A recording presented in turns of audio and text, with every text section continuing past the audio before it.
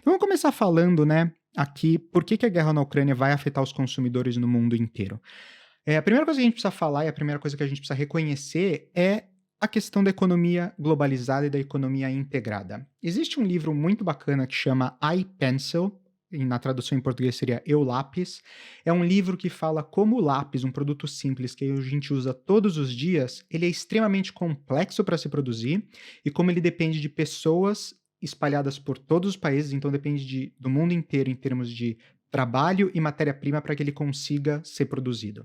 Então, quando você para pensar, você vê que a madeira vem de uma determinada região e precisa ser processada para poder chegar no lápis que a gente conhece. O grafite vem de uma outra região do mundo. A borracha vem de uma outra região do mundo. E para você poder fazer a montagem desse produto, colocar todas essas peças juntas, depende de um ecossistema extremamente complexo global, que a gente chama de economia integrada ou economia globalizada, e através do livre mercado, né, que você tem a transferência desse produto, dessa mercadoria nas diversas etapas do processo para que ela possa sofrer a manufatura necessária para chegar no produto final que a gente conhece como lápis. E isso é uma das coisas mais importantes para a gente pensar no conflito da Ucrânia. A gente pensa, por exemplo, no Brasil, a gente fala, nossa, mas o Brasil está tão longe, né, do conflito, até as coisas chegarem aqui, até os impactos chegarem aqui, está tão distante que talvez não vá chegar nada. É aí que a gente se engana. As economias hoje estão tão integradas e tão juntas que qualquer coisa que acontece do outro lado do mundo acaba impactando a gente, né, no Brasil. É o famoso efeito borboleta. Então, uma borboleta que bate a asa num canto do mundo acaba virando um tsunami do outro lado. É mais ou menos por aí, quando a gente pensa das economias compartilhadas e das economias integradas, como é que a coisa vai. Um outro fator é a questão do livre mercado e da globalização. A gente já falou aqui um pouquinho, né? Então, o livre mercado, ele sofreu muito, e principalmente durante a época do Covid-19, com as limitações que a gente teve de trade internacional, então, das empresas e dos países poderem trocar mercadorias e serviços, isso ficou parado, isso criou um grande problema de supply chain no mundo, que elevou os custos no mundo inteiro. E essa guerra também vai acabar impactando isso, porque vai acabar com algumas cadeias produtivas e acabar afetando algumas cadeias produtivas que a gente vai entrar também no detalhe aqui no programa. Mas eu só queria começar pintando esse detalhe que uma das questões também que os consumidores precisam pensar é que isso vai acabar impactando justamente por causa da globalização e por causa do livre mercado, e eu acho que é uma coisa que os consumidores acabam não prestando muita atenção.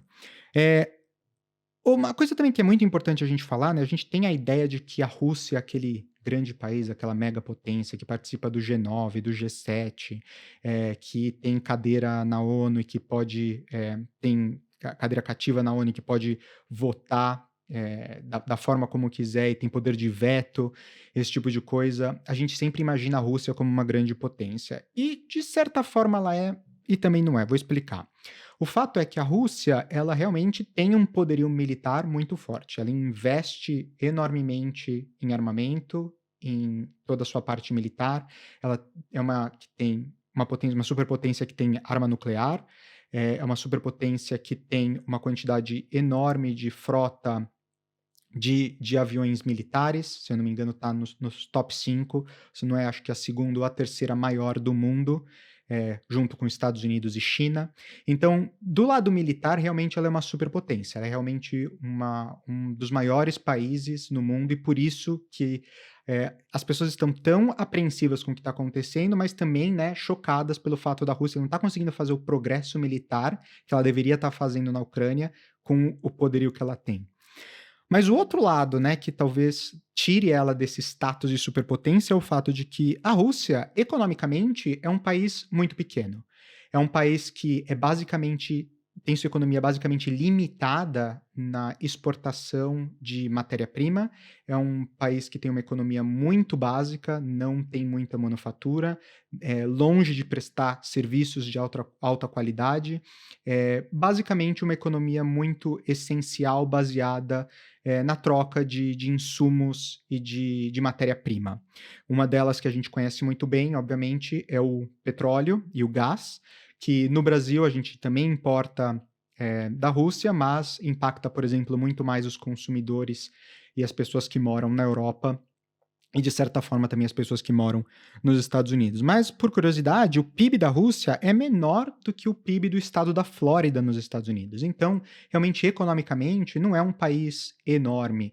É um país que a gente, principalmente a gente aqui na Europa, somos extremamente dependentes do ponto de vista energético, mas a Rússia também é extremamente dependente do ponto de vista econômico da Europa.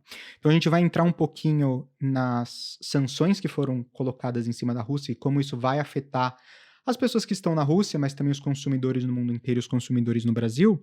Mas eu queria começar também falando aí da economia simples, que é a economia da Rússia. E eu queria citar aqui alguns exemplos e alguns produtos que a Rússia e a Ucrânia juntas acabam produzindo, que isso com certeza terá um grande impacto no mercado internacional.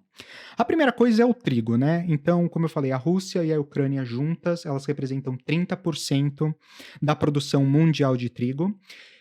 O Brasil, felizmente, ele não é dependente do trigo da Rússia, porque a maior parte, 70% do que a gente importa de trigo, acaba vindo da Argentina. Mas, como eu falei, lembrando lá das economias integradas e do livre mercado, hoje o preço do trigo, por ele ser uma commodity, ele é negociado no mercado internacional a preço em dólar. Então, isso significa que o mercado já está prevendo que vai ter uma escassez de trigo no futuro, porque os dois maiores ou dois grandes produtores de trigo mundiais estão em guerra, e isso vai afetar as exportações desses dois produtos, e eles começam a precificar que no mercado futuro o preço do trigo vai subir.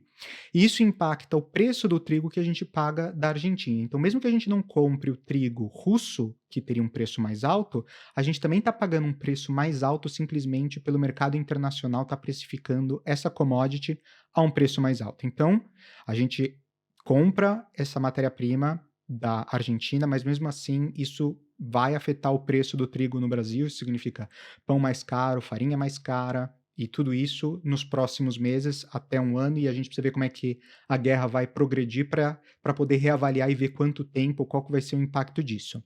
Mas esse é o primeiro produto que com certeza vai ter um grande impacto aí para os brasileiros. O segundo produto que também acaba atrapalhando também, porque é uma commodity, todos que eu vou falar aqui são commodities, né? Mas o outro é a cevada. Hoje a gente tem 32% da cevada mundial sendo produzida na Ucrânia e também na Rússia. Mesmo discurso aqui, se a gente tem uma previsão de que essa matéria-prima ela vai ficar escassa, né? Vai ter escassez desse produto, dessa matéria-prima no futuro, as commodities começam a ser precificadas mais caras, e isso também vai interferir no preço global. Uma das coisas que se utiliza cevada, obviamente, é para cerveja, mas não só, também usa cevada para alimentar gado, para diversas outras coisas, e esse preço vai ser repassado também nessas outras áreas. Uma outra coisa é o milho. Então, 17% do milho mundial ele é produzido também pela Ucrânia e pela Rússia. Obviamente, os Estados Unidos eles são o maior produtor hoje de milho do mundo, mas eles também consomem muito milho. Então, praticamente, eles são, né, self-sufficient, eles são suficientes, o que eles produzem, eles consomem basicamente, apesar de ter um excesso, mas assim, eles não podem ser contados no mercado mundial como exportação dessa matéria-prima, que é o caso da Rússia e da Ucrânia, 17%. Então, 17% parece ser um número pequeno, mas em termos reais, né, de impacto que isso vai ter no mundo, é basicamente 17% menos oferta. Então você imagina que isso vai ter um impacto nos preços, com certeza. E um último item aqui que eu acho importante a gente falar é o óleo de semente de girassol. Óleo de semente de girassol é um produto que, obviamente, a gente pode ir no supermercado, consumir, comprar o óleo de semente de girassol, mas também é um produto que é utilizado em várias outras coisas, vários outros produtos, não só na parte alimentícia, mas em outros setores. E a Rússia e a Ucrânia juntos, eles representam 50% da produção mundial desse insumo. Então você imagina também que vai ter um grande impacto nesse produto e no preço desse produto globalmente, que também vai acabar interferindo os consumidores no Brasil.